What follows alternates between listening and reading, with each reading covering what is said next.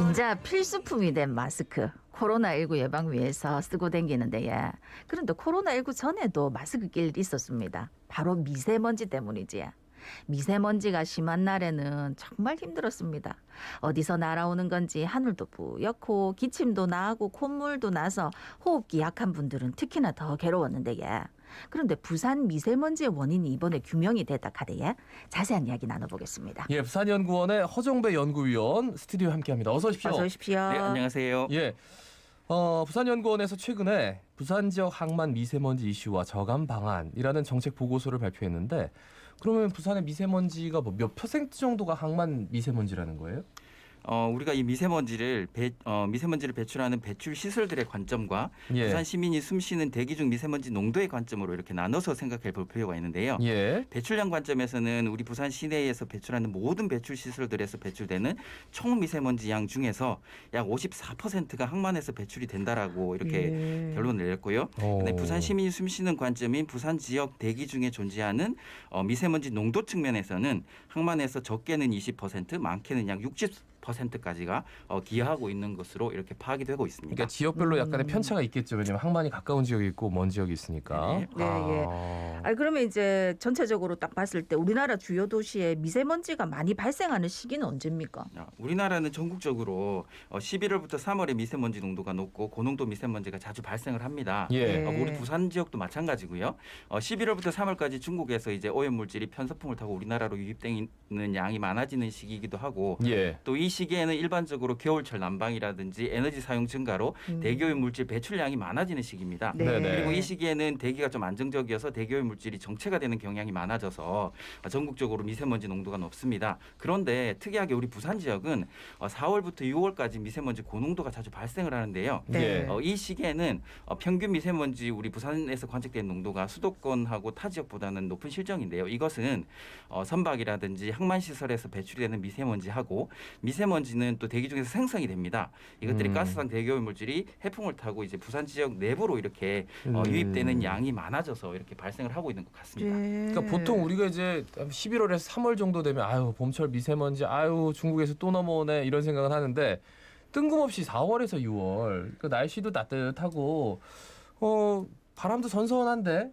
그럼에도 불구하고 이제 미세먼지 농도가 부산만 특히나 좀 높아요. 그래서 그럴 때는 이제 항만 쪽을 의심할 수밖에 없었는데 이게 구체적으로 나온 거네요, 그죠? 네, 어떻게 보면. 네. 그래요. 그러면 미세먼지 해결책을 좀 여쭤볼게요. 단기적으로는 그럼 뭐 어떻게 해야 되는 겁니까? 일단 단기적으로는 우선 우리 부산 지역에서 고농도 미세먼지가 발생할 경우에 노후 화물 차량이라든지 노후 항만 장비의 경우 운행을 이렇게 제한을 하거나 친환경 장비로의 빠른 전환을 통해서 항만 선박기인 대기오염 물질 배출로 인한 미세먼지 고농도 문제를 적극적으로 대처해야 될 것 같고요. 네. 그다음에 두 번째로는 우리나라 거점 항만 도시 간의 항만 대기오염 물질 관리 네트워크를 구축을 해서 공동 관리를 할 필요가 있어 보입니다. 특히 부산 지역 같은 경우에는 미세먼지 저감 계획하고 목표 설정과 그에 따른 성과에 대해서 우리 부산 시민, 부산시, 연구기관, 정부 유관 기관 등이 함께 공동으로 이렇게 소통하는 소통의 창구도 이렇게 마련해서 공동으로 대응할 필요도 있는 것 같습니다. 네트워크를 왜 만들어야 되는 건데요? 그런데 그러니까 이게 이제 지역적인 문제니까 이게 각 지역적으로 이렇게 지역이 이제 단순히 이제 해결할 수 있는 문제는 아닌 것 같고요. 서로 연계해서 공동으로 해결하자, 공동 대응책을 이렇게 갖춰서 해결해야 된다 그런 의미입니다. 그러니까 부산이 어떻게 보면 이제 가장 큰 항만을 가지고 있고, 네네. 그래서 이제 항만을 인접한 도시들과의 네트워크를 형성해서 그쪽은 얼마나 나오는지 시뮬레이션 같은 것들도 서로 공유하고 네네. 어떻게 보면 부산이 롤모델이 될 수도 있겠네요. 네, 어떤 맞습니다. 도시에는. 네. 그러니까 이제 단기적으로는 방금 말씀하셨듯이 그렇게 뭐 일단 제일 단기적으로 할 수 있는 그 미세먼지가 심한 날은 일단 잠시 멈추는 거 네네. 정도일 것 같은데 네. 근데 중장기적으로 좀 해결책이 필요할 것 같은데 어떤 게 있습니까? 제가 생각하는 중장기적인 대책은 크게 세 가지로 나눠봤는데요. 첫 번째로는 지금 4차 산업혁명 그다음에 이제 5차 산업까지 가고 있는데 IoT 기술이라든지 스마트 기술을 활용해서 항만 미세먼지 특성을 규명할 수 있는 시스템을 먼저 도입을 해야 될 것 같고요. 네. 이런 시스템을 바탕으로 이제 고해상도 측정 자료라든지 아니면 정밀한 배출 자료를 이렇게 확보를 해서 미세먼지 저감 정책의 기초 자료를 써야 될 것 같고요. 두 번째로는 현재 진행하고 있는 항만 선박 미세먼지 배출원 관리 감독을 보다 강화하되 이 감독이 관리와 감독을 이렇게 중앙 정부에서 하고 있거든요. 예. 지방 분권의 시대에 맞춰가지고 중앙 정부에서 이제 부산시로에 항만 선박 관리 권한을 좀 부여를 해서 우리 지역 맞춤형 관리 저감을 좀 달성할 수 있는 구조 개편이 좀 필요해 보입니다. 그리고 끝으로 세 번째로는 친환경 인프라를 구축하는 그린포트 전략이 좀 필요한데요. 예. 그린포트 전략은 다른 게 아니라 현 정부가 그린 뉴딜하고 이제 탄소 중립 선언을 했잖아요. 네. 예. 그것과 같은 맥락인데요. 결국에는 항만 시설하고 부산 지역을 운행하는 화물 차량에 대기오염 물질을 배출하지 않는 무배출 시설들로 이렇게 교체를 하자. 뭐 그런 전략입니다. 예. 아니 근데 이제 전권을 미세먼지와 관련해서는 이제 지방 정부가 좀 가져야 된다라는 말씀을 해주셔가지고 그럼 현재는 그러면 미세먼지 저감 대책과 관련해서는 항만은 아예 그냥 뭐 노터치인 거예요? 지방 정부에서 뭐 얘기를 할 수가 없는 겁니까? 얘기는 할 수 있지만 예. 그거에 대한 관리 감독 권한은 해수부라든지 아니면 예. 관공사에서 이렇게 실시하고 있는 형편입니다. 예. 네. 아니 그런데 사실 이제 미세먼지가 뭐 해롭다 이런 얘기는 많이 하는데 도대체 얼마나 해롭길래 이렇게 하느냐 또 의문 가지실 분 계실 것 같거든요. 네. 뭐 얼마나 인체에 안 좋은 겁니까? 일반인들은 미세먼지가 뭐 해롭냐 예, 얘기를 예. 하거든요. 얘기를 하거든요. 네, 예. 그런데 그렇죠. 이제 세계보건기구죠, 그죠? WHO에서 이런 보고를 했습니다.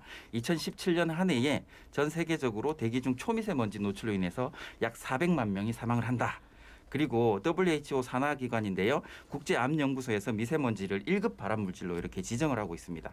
그리고 전 세계 사망 WHO에서 전 세계 사망 원인을 이렇게 리스트를 쫙 하거든요. 네네. 거기에서 사망 발생의 위험 요인의 두 번째가 실내외 미세먼지 노출이라고 이렇게 WHO가 보고를 했습니다. 예, 그리고 예. 대기 중 미세먼지 노출로 인해서는 호흡기 질환이라든지 심혈관계 질환, 그러니까 폐암 발생으로 사망을 하고요.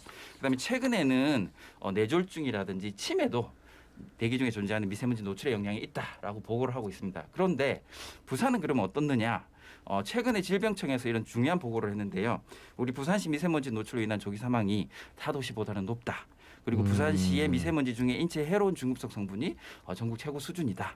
그리고 또 최근에는 부산에서 발생을 하는 선박, 그러니까 항만시설 대형 화물 차량에서 배출된 가스상 오염 물질이 대기 중에서 이렇게 반응을 해서 2차로 생성이 되는데요. 네네. 그것들이 이제 조기 사망의 이제 증가에 어떤 영향이 좀 있다라는 그런 보고도 이렇게 있습니다. 그러면 중국에서 날아오는 미세먼지보다 부산 항만에서 배출되는 미세먼지가 더 해롭다는 거예요? 어떻게 봐야 되죠?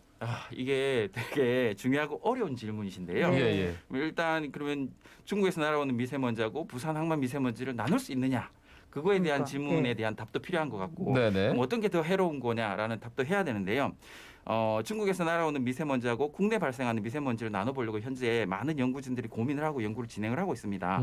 그리고 이제 대표적인 방법이 이제 화학 지문 방법이라는 거거든요. 화학 지문 방법? 화학 지문 방법인데요. 이게 예. 뭐냐면은 모든 사람이 이렇게 지문을 가지고 있잖아요. 네. 그 지문을 가지고 있는 모든 배출원 시설들이 화학적인 미세먼지 지문을 가지고 있다. 그 지문 방법으로 이제 이게 우리가 측정하는 미세먼지가 중국에서 날아온 건지, 아니 부산 건지, 아니 자동차 건지 이렇게 우리가 추정하는 모델링 방법을 쓰거든요. 예. 이런 기술을 적용해서 간단하게 이렇게 차이를 보자면 중국에서 날아오는 미세먼지보다는 부산 항만에서 발생하는 미세먼지가 바나듐하고 니켈이라고 하는 중금속 성분이 좀 더 많이 포함이 돼 있다.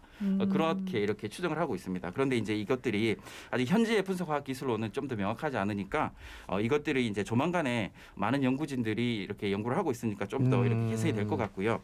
그리고 이제 또 건강 영향을 규명하는 그러한 연구진들께서는 네. 중국에서 날아오는 미세먼지하고 국내 배출 미세먼지, 항만 미세먼지를 이렇게 따로따로 분리를 해서 이것들을 사람의 세포에 노출시킨다거나 네. 동물의 세포에 노출시켜가지고 그것들의 해로운 차이를 이렇게 규명을 하고 있습니다. 그러니까 이게 머지않은 미래에 이런 해답들이 객관적으로 이렇게 나올 것으로 생각이 됩니다. 네, 사실 그 이제 방금 말씀하셨지만 화학 지문이라는 게 있지만 지금 추정한다고 하셨으니까 이걸 명확하게 부산의 항만 선박 미세먼지를 이제 규명하려면 좀 필요한 것들이 있을 것 같은데 뭐가 있습니까? 그래서 앞서 언급했듯이 이제 미세먼지 화학성분 분석 결과라는 거는 이제 오염원을 역으로 추정하는 거거든요. 네. 그렇기 때문에 미세먼지 화학성분보다 명확하고 자세히 분석을 해야 됩니다.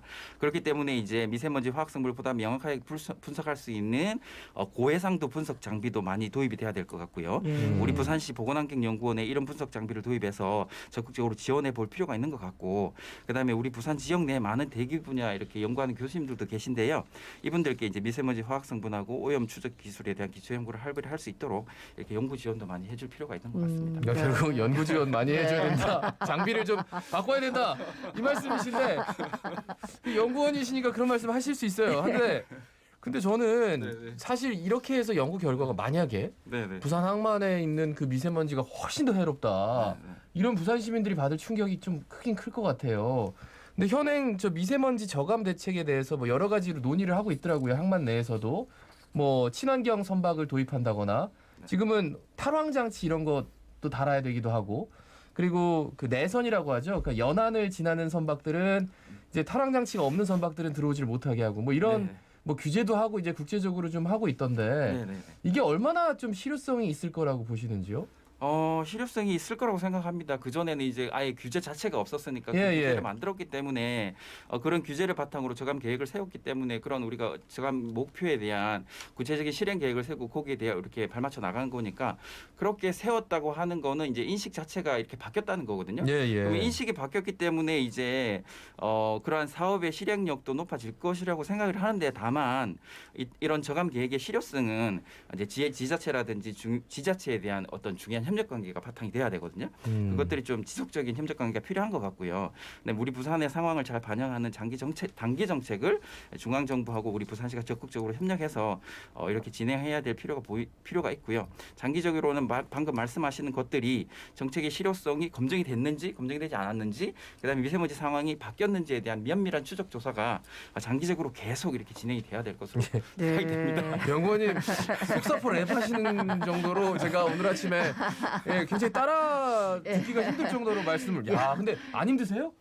예. 마스크를 쓰고 지금 말씀하시는데도 어쩌면 이렇게 발음 하나 안 틀리고 말씀을 잘하시지? 연구를 너무 미세먼지 전문가로서 많이 하시다 보니 얘기해야 될 게 많아가지고. 감사합니다. 아니 그러니까 오늘 얘기만 딱 들어봐도 네. 보통 우리나라에서 11월부터 3월까지 중국발부터 해서 우리나라 자체에서 발생하는 미세먼지에다가 부산은 4월에서 6월 항만에서 발생하는 먼지까지 미세먼지 그러면은 7개월 정도로 그러니까. 다른 시도에 아유, 예, 비해서 어떡해요. 더 시달리니까 아까 또 사망률도 높다 이렇게 미세먼지 때문에 사망하는 사람이 높다 하셔가지고 사실은 아침에 방송 들으면서 뭐 화학적인 어려운 용어는 잘 모르겠고요. 네.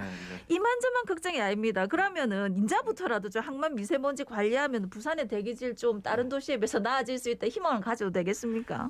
네, 제 개인적인 생각으로는 그렇게 잘 관리한다면 인식도 바뀌고 그러한 계획대로 이렇게 추진을 한다면 우리 부산시는 부산시 공기질은 되게 좋아질 것으로 생각합니다. 그러니까 정부의 미세먼지 저감 대책을 보면 이제 수도권에 집중되다 보니까 네. 이제 노후 뭐 디젤 차량 네. 이런 것들 아니면은 뭐 대부분 차량에 좀 집중돼 있고 뭐 석탄 화력 발전소 이런 데 집중돼 있는데 그러면 이제 마스터 플랜의 측면에서 이제 예산이라는 게 있는데 아무래도 항만 미세먼지는 지금까지는 잘 이렇게 얘기를 안 돼 가지고 예산 투입이 좀 늦어지는 것 아닌가 한편으로는 그런 생각도 들고 말이죠. 네, 어떻게 보세요?